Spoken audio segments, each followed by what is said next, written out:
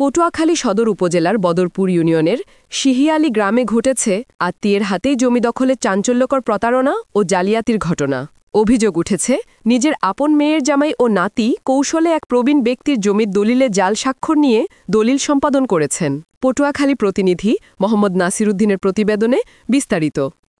ভুক্তভোগী মোহাম্মদ মেতাবু আলী পেদা, পিতামৃত নোয়াব আলী, মাতামৃত জেলমান বিবি, শিহিয়ালী গ্রামের ৯ নং ওয়ার্ডের বাসিন্দা। তিনি জানান, তার মায়ের নামে থাকা জমির দলিল প্রতারণার মাধ্যমে সম্পন্ন করা হয়েছে। জমির মূল্য ধরা হয় প্রায় ১১ লাখ টাকা। মেতাবু আলীর অভিযোগ, প্রকৃত তথ্য গোপন রেখে প্রতারণার মাধ্যমে তার মেয়ের ঘরের নাতি শিপন গাজী, জামাই সেলিম গাজী ও মেয়ে শাহিদা বেগমের সঙ্গে যোগসাজশ করে দলিলে জাল স্বাক্ষর নেয়। এ ঘটনায় আল আমিন ও নাজমুল সহ আরও কয়েকজনের জড়িত থাকার অভিযোগও করেছেন তিনি দাবি করেন, তার অজান্তে ও অনুমতি ছাড়া পরিকল্পিতভাবে এই দলিল সম্পাদন করে তার জমি আত্মসাতের চেষ্টা করা হয়েছে।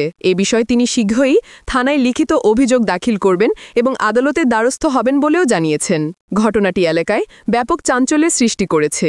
স্থানীয়রা বলেন, আত্মীয়ের হাতে এই ধরনের প্রতারণা শুধু অমানবিকই নয়, ভয়ঙ্কর দৃষ্টান্তও বটে। তারা অভিযুক্তদের দ্রুত আইনের আওতায় আনার জোর দাবি জানিয়েছেন। আমরা মালিক, হ্যাঁ, এখন আমার ভাগ্নেরা, বোনেরা, বোনাই এরা আমাকে আটকাইয়া জোর তুলুম দেখাইয়া এই জমি বাইরে বিক্রি করছে। আমাকে টাকার লোভ দেখাইয়া যে তোমরাও থাক আমাকে সাথে, তোমাকে টাকার অংশ মতো ভাগ দিন।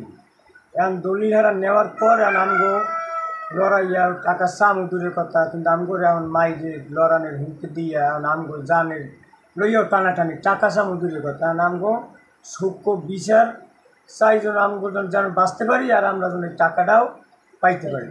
দেয় আমার ভাগ্নেরা, আমার বইনে কাদায় মাইকিয়া ভাড়া কোর্টে দৌড়ায়, থানায় দৌড়ে আমগো নামে মামলা দেবে, আমগো রাস্তা বেরিয়ে জবর দেবে, খুন করবে। আর আমরা বাড়ি থাকুন কেন জানেন ভয়তে মাঝে মানে ধানের তলে মরি যাবে সত্যি বাড়তে থাকুন না মরি আইনি প্রক্রিয়া নিয়েছি সুষ্ঠু বিশ্বাস।